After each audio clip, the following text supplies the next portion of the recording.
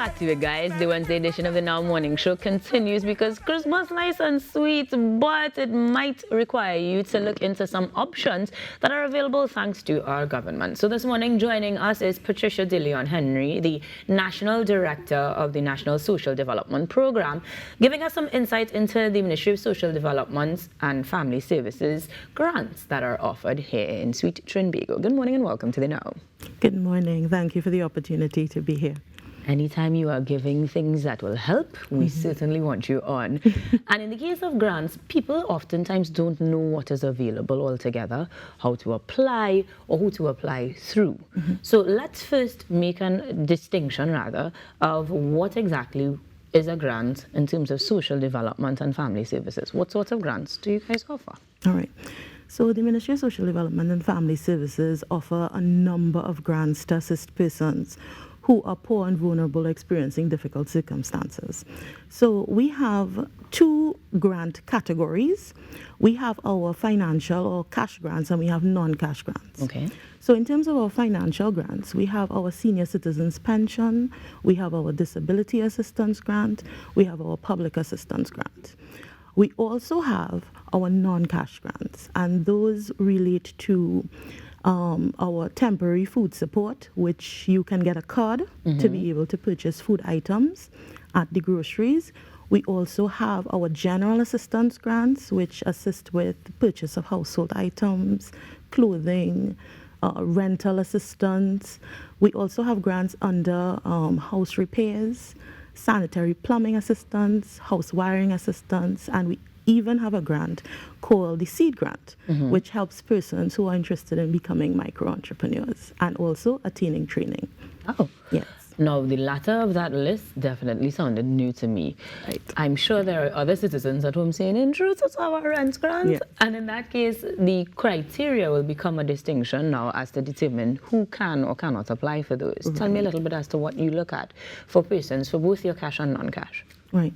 So the main criteria, we use a financial eligibility determinant called our standard means test, and we will examine the household income.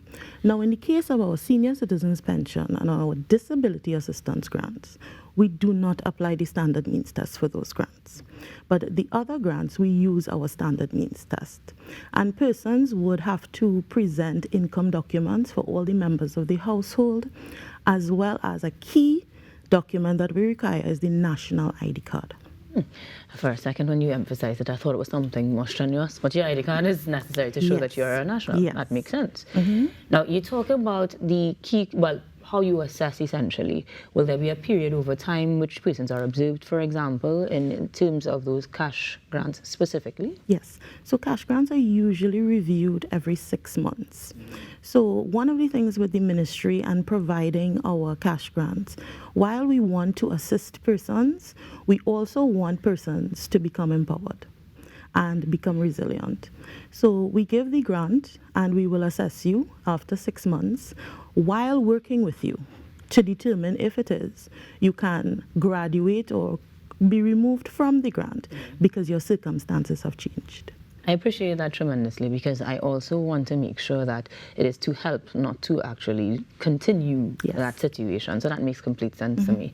Now, granted, though, that you reassess the person once they've been approved, even in the actual assessment phase then, is there a duration of time over which persons have to perhaps bring in documents or that they are liaising with officials to make sure they meet the criteria? Yeah, so it's usually from the time you apply for a grant, we work within a 30-day process. So we give clients a checklist, and the checklist will outline all of the documents. Now, we understand that some clients may not be able to obtain their documents in a timely fashion. Right. So that is where the dialogue comes in between the client and the officer. But it's usually between 30 to 90 days in terms of the processing time for those grants. But I always tell clients, the faster you bring in your documents to us, the faster we are able to do the processing, conduct the necessary home visits, validations, and verifications to be able to approve your grant.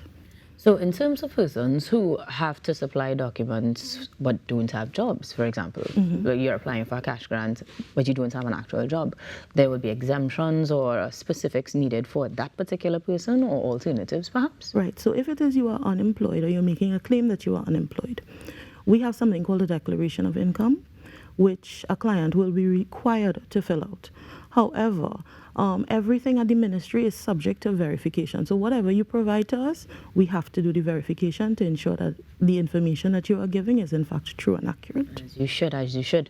And in terms of submitting those applications now, we know that the ministry is digitizing these days, but we will also be looking at persons in lesser situations that may not have access to those digital means. How do we do applications? Right.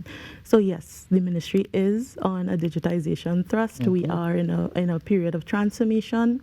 However, of course, we treat with the poor and vulnerable. So, of course, those are the persons that we are going to take into consideration first and foremost.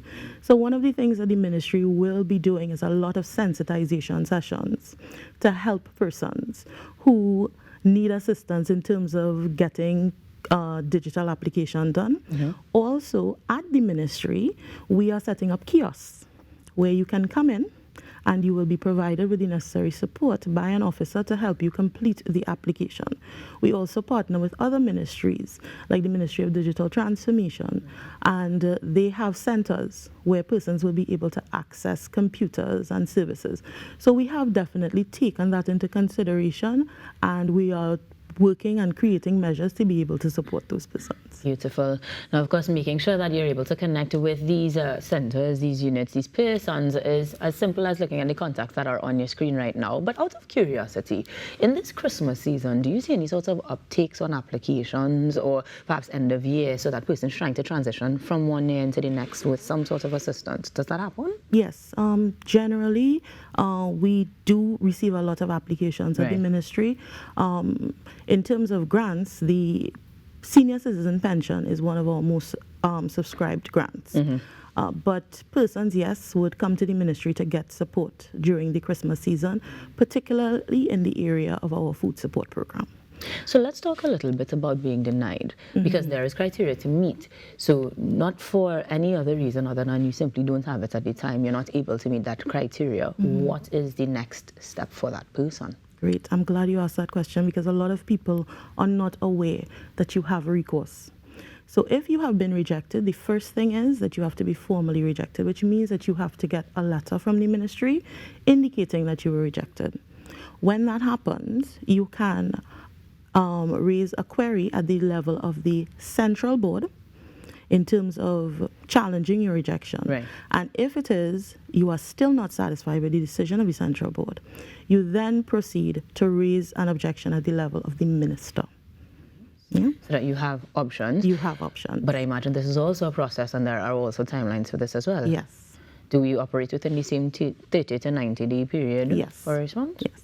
Okay, so at least we know what to expect. I particularly like that you have to get an official denial letter. So it's just not a matter of not hearing from them means you're denied. Things are still happening, possibly. That is correct. All right, that gives you some hope. Now, in terms of the process itself, there is a change or reform coming to local government. And so would there need to be the change to go to the ministry apply or through various corporations? How can we access that otherwise? Right. So the Ministry of Social Development is currently in discussions with the Ministry of Rural Development and Local Government. And that is with a view to working out how we are going to function in terms of local government reform. One of the key things is about accessibility. So definitely persons will be able to access the services at the level of the regional corporations so that they will be able to go in and submit applications. So I think that you have checked off many of the questions on our lists, but in terms of the Christmas season, is there anything that you'd like viewers to know specifically where the ministry is concerned and grants are eligible or that they are eligible for during this period? Okay, so two things I want to share with viewers. One is that the ministry, our Honorable Minister, would have recently started the distribution of Christmas food cards for persons. So those persons who are in need would be able to access that across the various constituencies. Also, The Ministry of Social Development and Family Services tends to always be known as the grant ministry, but we really are about empowerment. And one of the things that our minister always says when she makes her presentations is that we are, yes, here to support with grants, but we are also moving in the direction of poverty reduction and poverty alleviation. And programs like Step Up, we have a Step Up program where persons will be able to enroll and work with our officers to be able to be supported, find employment, qualify for the seed program, start a business, and be able to transition off of the grants. We are really here to support the citizens of Trinidad and Tobago, and I just want to make that, put that out there, because everybody looks at the grants, but we're really here to help empower and transform persons. And we will help you do exactly that by continuing to share the message. So we thank you very much for making the time to come in this morning and give us so much information that you will probably want to visit the website www.social.gov.tt for more information. You can also check them out on social media, MDSFSTT. That is across social media platforms. And of course, there are toll-free numbers that are on our screen as well, 800-1673, or email info@social.gov.tt for a full list of the grants, application guidance, and even more as we continue to try to make Christmas a little bit more merry. Thank you very much for tuning in, guys. We've got more after the break. Stick around. Now we'll be back.